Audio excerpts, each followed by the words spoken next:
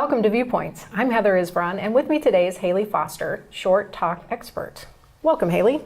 Hi, Heather. It's so good to be with you. Well, you are the short talk expert who helps people deliver messages that matter. So, Hayley, why do you do what you do? Well, I learned 8 years ago that I only have one voice. And if I want to do as much good for the world while I'm in it, and I have a talent for co-creating original intellectual property with thought leaders, then that elevates messages that matter exponentially. And how did you get started? Well, I started as a speaking professional, and this is back around 1999. And then about 7 or 8 years into it, the organization TED decided to put out an email to people who watched TED online called TEDsters. And they decided that they would like to see if anyone wanted to organize an independent TED-style event. So my husband, Steve Kraft, who worked for NASA Langley Research Center as Deputy Director of Strategic Relationships, thought that was a good strategic relationship, and he pitched the idea. So that started the first TEDx NASA, which is November of 2009. And that ended up being the gold standard for TEDx events for about a year and a half. So, because I was a speaking professional and I thought people had no experience speaking in a short talk format, I pitched in and used what I knew already to help coach those speakers so the talks would be concise and interesting. And it's so evident that you love what you do. Why is communication so important? When I work with speaking professionals, they have one problem, and that is message overload.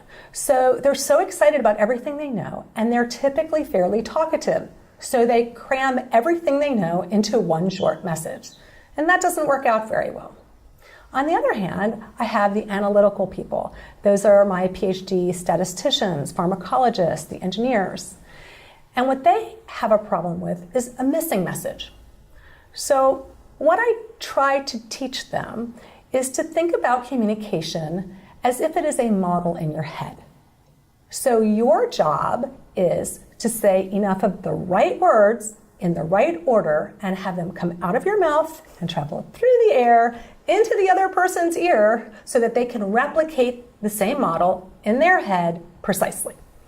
That helps analytical people understand the process of communication. It does seem to trip a lot of folks up.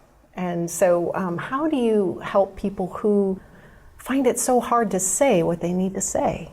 Well, it's really about why they want to say it. So what I usually do with people who might be shy to speak is do work about what their resistance is to speaking.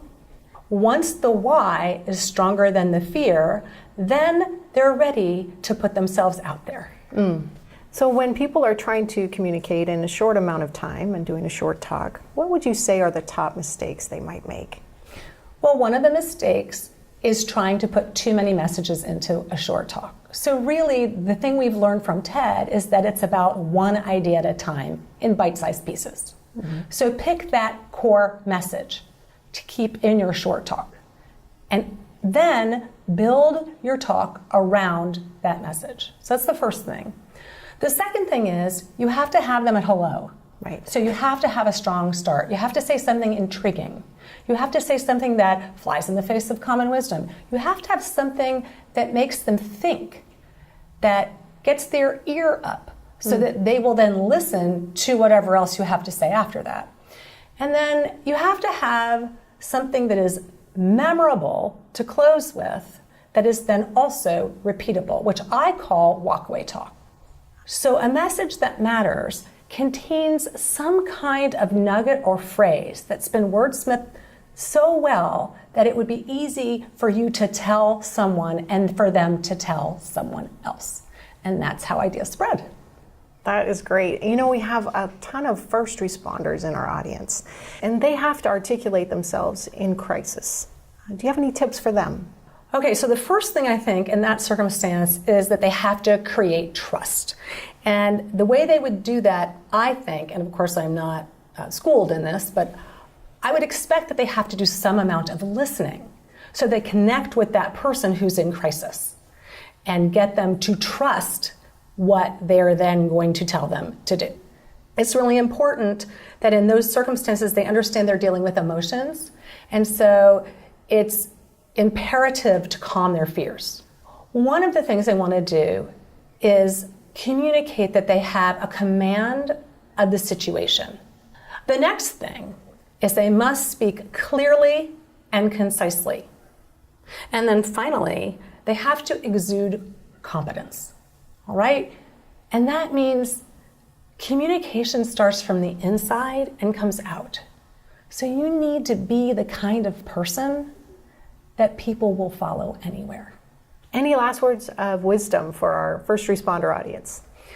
Well, just like with speakers on the TED stage, the key to this is practice, practice, practice.